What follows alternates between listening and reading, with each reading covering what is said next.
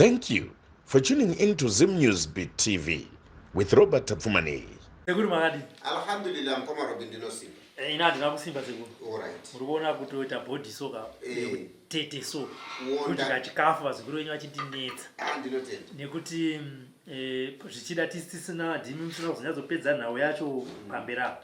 Vazukuru vari kuti hongu kubira toda kuuya nyaya yebira takainzwa.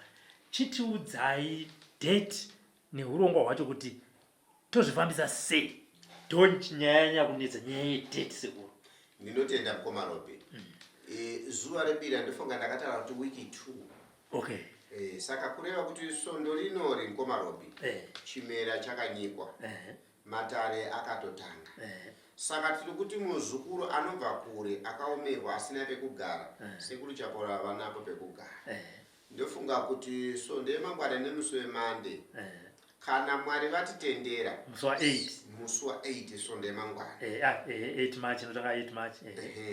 Ndinovimba kuti musi wa 8 March vazukuru vese vachaona madhiramu akaiswa pamoto nokuti doro richagadzwa nemusi weSunday pamoto. So musi weSunday iwo ragadzwa doro. Sekuru chapola vachatenderwa kuenda kuGreat Zimbabwe kune machira aya. Kana maona begi iri mkoma Robert iri. Rino Great Zimbabwe. Anditika. Kuri kuti sekuru chapola vari kuenda mune nhumbi dzabva kuGreat Zimbabwe. Dzinoreva kuti sekuru chapola vari kuenda kuGreat Zimbabwe kunokumbira maZimbabwe yemuno munyika muno mukuti ndava kushanda ndiri muZimbabwe full time.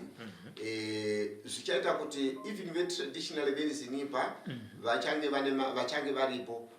Imi mkoma Robert muchange muripo. Ndinovimba kuti kana Mwari vatendera pakati papresident kana kuti vice president tichange tinavo kuGreat Zimbabwe sekuru chapora vachibva nedare renyika kukumbira vadzimu vemuno munyika muno mukuti ini semubva kure ndakumbira varidzi vedunhu varudzi venyika kuti ndava kushanda ndava kurapa tiri muno muZimbabwe. Saka isusu patiri kurapa tiri muno muZimbabwe hatisi kutasa maZimbabwenzi chete.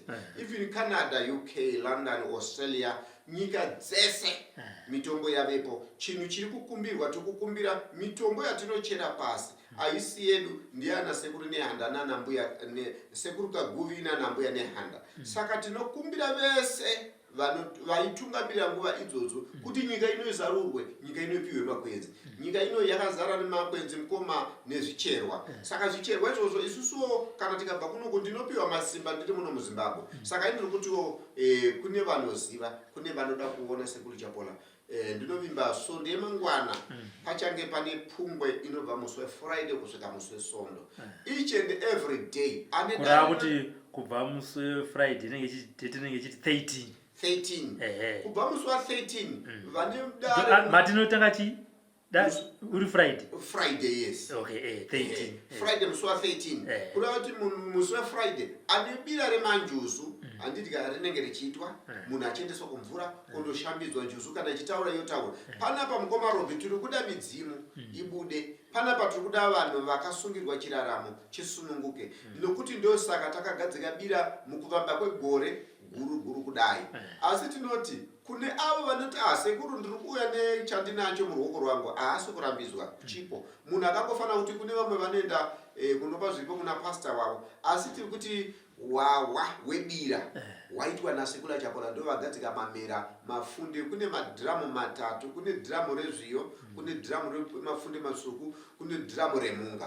Kureva kuti pfuko kana wapinda mudhiramu iroro kune pfuko dzichange dzichibuda zvichienderana nekuti iwe hatisi kukoka nekuti tinokukoka nekupa pfuma kana kuti kukupa zviyo kana kuti kukubatisa chii. Isusu tiri kukoka nekutaura izwi remudzimu, tiri kukoka neizwi repasi chigare, tiri kukoka neizwi renyika, tiri kukoka neizwi renyika dzese dziri muwhole Africa. Kuri kukumbira chiraramo kuti utungamiriri wenyika ino yeZimbabwe dai wachengetedzwa chivanhu chisumudzirwe. Tiri kutaura kuti vese vanotungamirira chivanhu chetraditional healers doesn't matter kuzinata kana kuzinipa ngavakomborerwe nokuti aisi nyore munhu kugadzikwa paushe hwekutonga n'anga inotungamirira dzimwe n'anga. Nokuti munhu anotungamirira n'anga kana ndichikura mukoma Robi wainzi muroyi. Iyo vaitonzi ndivo varoyi vakuru vekuzinata. Saka isusu taakuti aiwa ivo vanonzi varoyi vakuru vaivai. Tiri kuti aiwa munokokwa kudare retraditional healers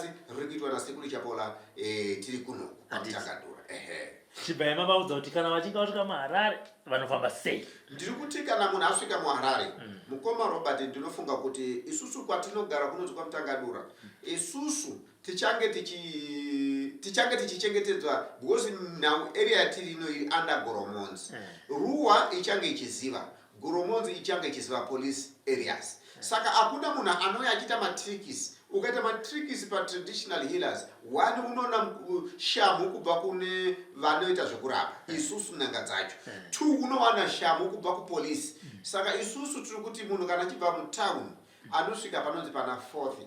Kana uchikuziva unouya direct paMtangadura pa plot number 7. Isusu tiri munhu achibva pana 4th anokwira kana turuwa andidika wodzikira panonzi pa George. Kana adzika pa George unokwira motikari kana tuti madi go fast tinoti Mtangadura tollgate ende vazhinji vacho kavabvunza komana vemba go fast paMtangadura vanotokudza kuti ukuda kuenda pa plot 7 pasekureri avasi sekuru vasingazikana kana kuti vanoperera muhomwe isekuru vanozikana nepa bus stop kubva pana 4th kusvika kwaMtangadura. Alhamdulillah rabbil alamin wese munhu anonzwa bira iroro anonzwa kuda hapana ruvengo tisatakurirane magaraji kubva kumatari edu tisatakurirane ruvengo kubva kwatinogara. Sekuru chapola avasi kupindura munhu rafu panguva yebira inguva yekuti ngirozi dzevanhu kana kuti midzimu yevanhu idzike kana kuti njuzu dzevanhu dzitaure inguva yekutaura kwemudzimu. Alhamdulillah rabbil alamin inguva yekuchema inguva yekubvisirwa misodzi pamatama. Ndinotenda.